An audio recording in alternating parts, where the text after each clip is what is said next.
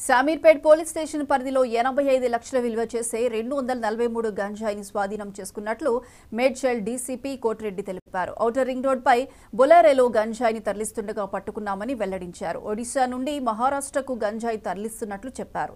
4 నిందితులను అరెస్ట్ చేశామని, మరో 2 పరారీలో ఉన్నారన్నారు. నిందితుల నుంచి 7 ఫోన్లు, 1 బొలెరో వాహనాన్ని స్వాధీనం చేసుకున్నట్లు డీసీపీ తెలిపారు.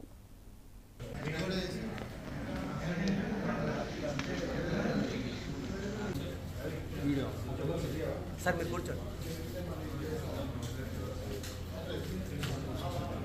శామీర్పేట పోలీస్ మరియు ఎస్ఓటి బాలనగర్ టీం జాయింట్గా ఎస్ఓటికి వచ్చినటువంటి స్పెసిఫిక్ ఇన్ఫర్మేషన్ మీద రైడ్ చేసి దాదాపుగా 243 కేజీల గాంజాని, 1 బొలెరో వెహికల్ని సీజ్ చేయడం జరిగింది. ఈ ఎండు గాంజాయి ఒరిస్సా రాష్ట్రం నుండి హైదరాబాద్ మీదుగా మహారాష్ట్రకి వెళ్తున్నటువంటి నేపథ్యంలో మన వాళ్ళు ఇంటర్సెప్ట్ చేసి ఇక్కడ ఓవరాల్ మీద శామీర్పేట ఓవరాల్ దగ్గర వెహికల్ని పట్టుకోవడం జరిగింది.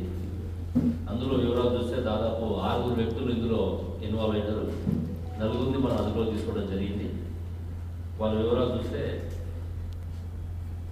బజరంగ్ ఇతను ఈ కార్గో సంబంధించినటువంటి మూవర్స్ అండ్ ప్యాకర్స్ దాంట్లో పనిచేస్తున్నాడు. ఇతను నేటివ్ ఆఫ్ హర్యానా స్టేట్. గత 3 సంవత్సరాల నుంచి ఇక్కడ వ్యాపార నిమిత్తం వచ్చి ఇక్కడ నివాసం ఉంటుండే. Second person Gajendra Singh alias Gajju. ఇతను మొబైల్ రిపేర్ షాప్ లో పనిచేసుకుంటూ ఇతను కూడా ఈ బజరంగ్కి హెల్ప్ చేస్తున్నాడు. ఇతను రాజస్థాన్ నేటివ్. నరేష్ చింగ్లా ఇతను హర్యానా స్టేటు. సెకండ్ హ్యాండ్ వెహికల్స్ ఈ డీలర్ పనిచేస్తున్న ఇందులో. ఫోర్త్ పర్సన్ కపిల్ శర్మ ఇతను హర్యానా స్టేటు.